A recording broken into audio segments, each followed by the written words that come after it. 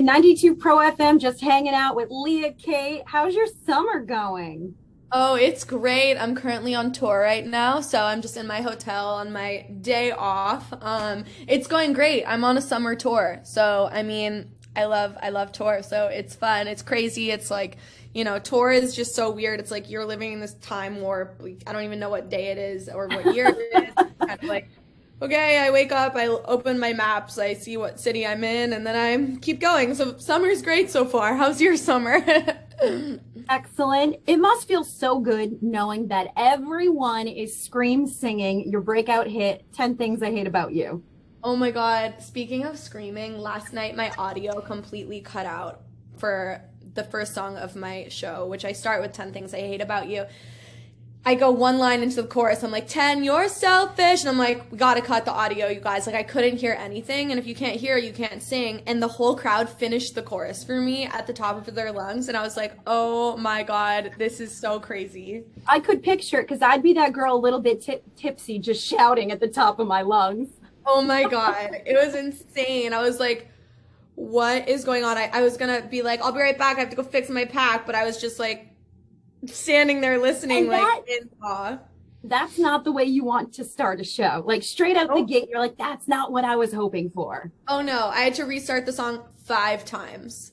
Well, you roll with the punches, you get through it. And you know what? It turns out you rolled with the punches with your ex. I mean, bottom line, why does your ex sound like such a crummy person? Because he is one. You may have put him on blast and you might roast him, but I'll give you credit. You never name drop. I never did, and I got close. I really did, but I was like, I'll cut him some slack this time around.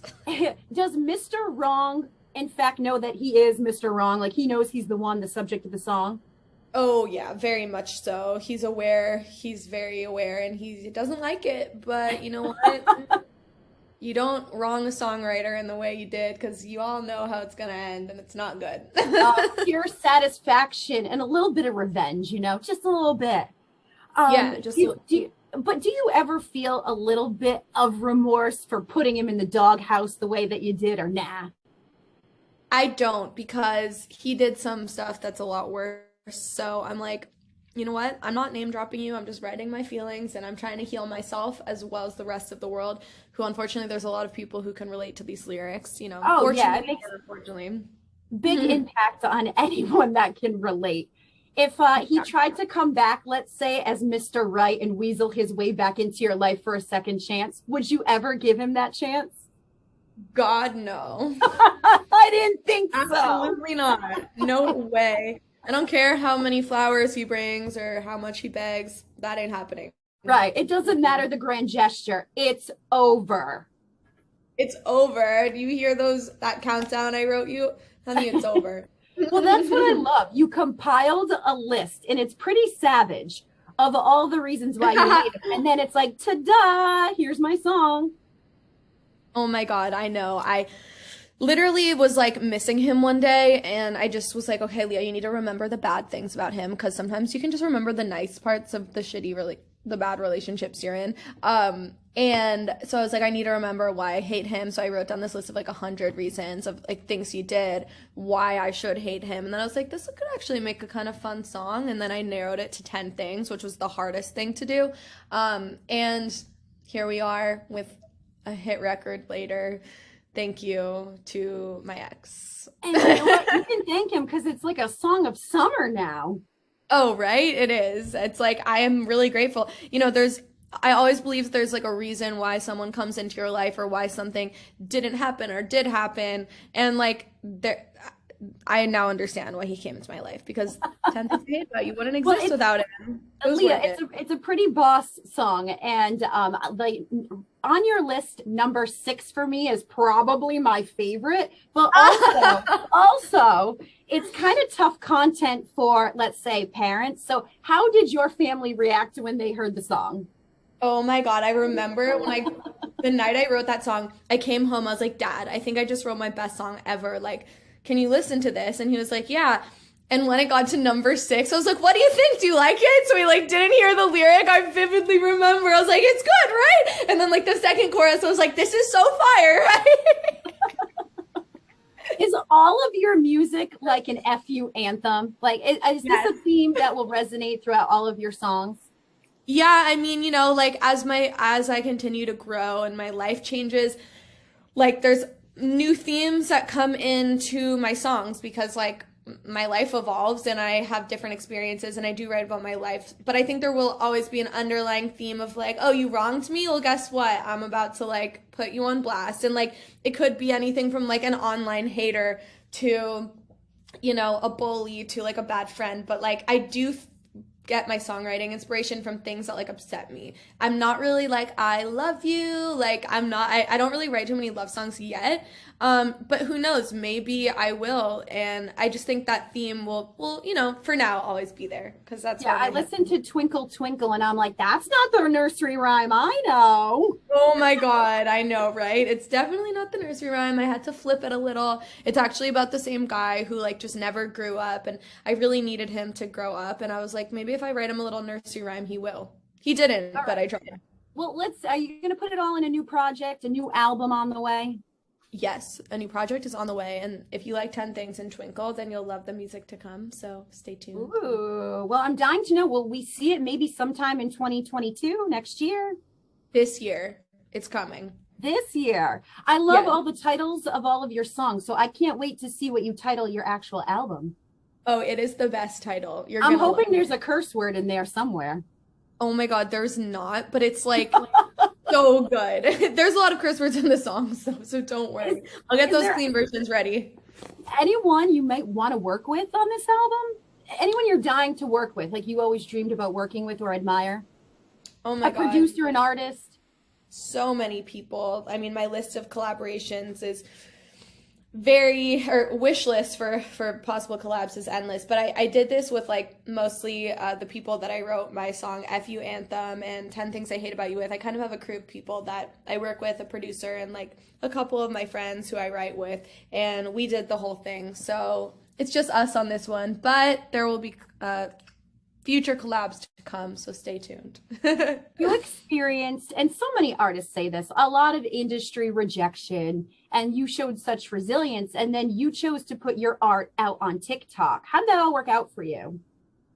Yeah, I definitely had years of rejection. Like, no one really would listen to anything. I mean, I've been making music my whole life, and I was like too insecure to really put it out and cared what people think, and family wanted me to get like a real job, not pursue music. So it's definitely been a journey of just, I feel like I'm straying away from your initial question. Remind me what that was again. It was sorry. Well, you had a lot of industry rejection, and then you chose TikTok as your platform.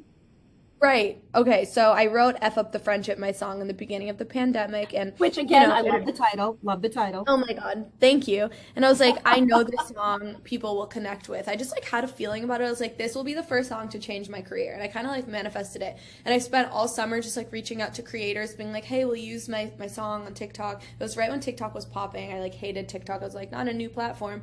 And then I just like messaged people like all day long, being like, hey, will you use it? Oh, get out. Post you. And then it just like went viral and blew up. And I was like, okay, well, that worked. So love TikTok. It definitely opens like your music to the audience it's supposed to be in front of. So yeah. Well, next week, I think you're setting up shop in Boston at the House of Blues. Is this true on your tour? It's true. That's so cool. And you're on tour with Chase Atlantic right now. Yes, I am. Okay, I cannot wait. I feel like there's going to be a lot of people, like I said, scream, singing, and dancing, a little bit drunk to 10 Things. Do you open the show with 10 Things, or do you save it like for the end? I open it. Okay. On my headline tour, I'll save it for the end. But since this isn't my tour, I kind of just want to start with a bang and be like, yep, this is my song, everyone. Because there's people who like, maybe know the song but don't connect it with like me who've like heard it on the radio. And everyone disagreed with me on this. They were like, you end with your hit.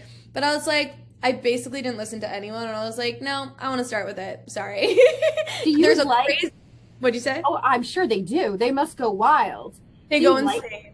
Life on the road? I saw you bring your dog along. Your dog is so cute. Oh my God, thank you. It's super rough, and it's so tiring, but I do love it. I love to travel, and I love waking up. Sleeping on the bus is like, usually in my normal LA life, I wake up at like 4 or 5 a.m. every day. On the bus, I'm sleeping till like 10, which is insane for me. So I like literally just go into a dark hole, but I'm also up later and stuff. But I love tour life. It's so fun. The Chase guys are the nicest people in the world.